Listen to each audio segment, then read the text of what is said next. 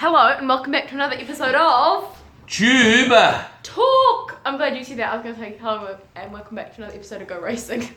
with Sophie back. Sophie back. Kate was doing a pretty freaking good job, so I had to come back and say, I want my job back. Fight for your right to host. And speaking of Kate, today's a very special day for her because it's her birthday. Okay then, Kate, tell everyone how old you are. I've turned 12. And what are we going to do tonight?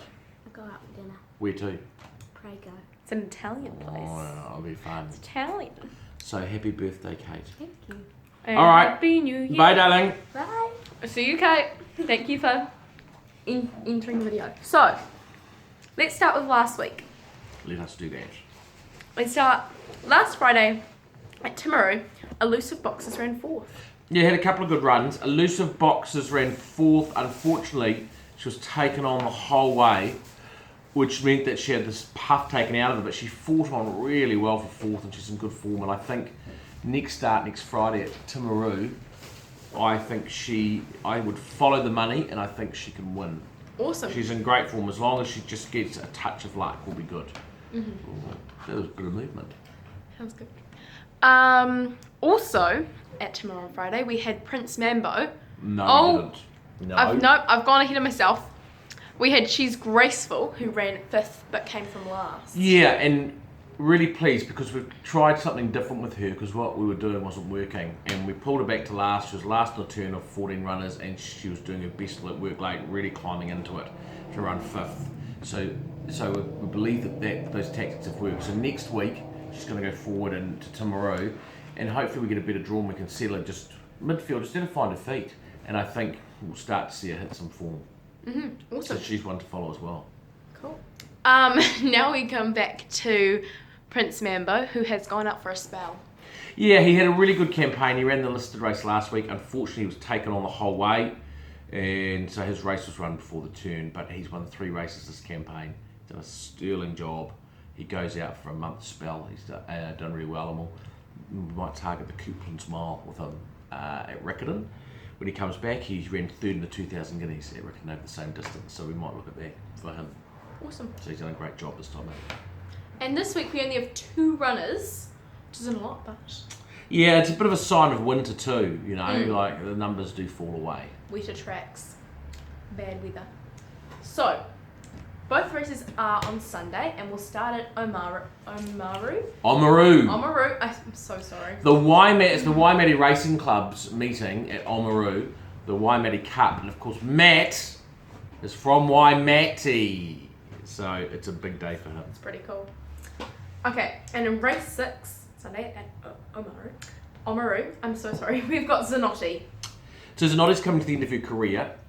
She stakes place, she ran last Friday, out of her grade and had dragged the field up. And it wasn't a bad run, there's a bit of merit in it. She's dropping in grade, she's got a nice barrier draw. She's one on the ballot, needs a scratching to make the field. And if she makes the field, she'll be well over the odds and will be worth a couple of dollars each way. She should be ready to strike form. If she's going to strike form again, it'll be in the next 2 starts. So that's the time to back her. Awesome. And the other race we have is in Singapore, also on Sunday, and it is race 7, Holy Grail. Yeah, so Holy Grail is an improving horse. He ran second last start, coming from last. It was a really good run. He steps up to 2,000 metres, gets back onto the turf, which should suit him. Unbelievably, he's drawn wide again. Every start, we just want to get a good barrier with him, but he's drawn 8 of 10. Alan Munro rides, he'll probably let him find his feet again, but you know, this distance should really suit him. You know, he should be an excellent chance on Sunday, stepping up to this distance.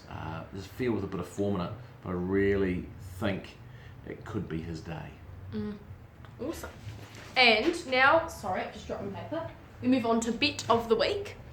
And, hold up, we still got last week first. Yeah. Last week it was a 4th. It was close, 4th. Nearly. Did that break the streak? No, I think we broke the streak the week before. Oh, So okay. we've broken the streak and now we're sort of trying to come back. Restart that streak. But we're going for real value this week. Real value. Which is, drumroll please, Doombin. Race 9, I really can't. Chocanti. Chocanti. Chocanti. I'm really sorry. Stephen Marsh's horse. Really like him this weekend. He went to Brisbane. First up, he ran really well. Second up at Doomben. They went to Eagle Farm. He ran down the track, but the track was completely poked. And horses just weren't handling it. And they've gone back to Doomben, which suits him. He's got 53 kilos on the minimum. He's got barrier 1, Jim Burns sticking with him, and I know the camp are very happy with his work. I know they feel he's ready to peak. So he's $14 and $4 on the fixed odds. He may even get out to a little bit more than that on the day. So I think he's a superb each way bet and what I think is a winnable race for him. So Awesome. 14s and 4s. Let's get on and see if we can recover some of the funds lost in the last 2 weeks. There we go. And that is our tune talk for this week. It's probably a little shorter than usual. Oh no, we've hit the 6-minute mark, so we're doing okay. Yeah. But It is shorter because we have sort of less horses to talk about. But we'll be back next week. Actually, next week, it might be Matt hosting because I think I might be in Christchurch getting ready for the Timaru races. So we might have There you Matt go. hosting next week. there you go, changing it up. No presenter the same each week. All right. Thank you, Sophie. Thank you, Robert. See you Bye. next.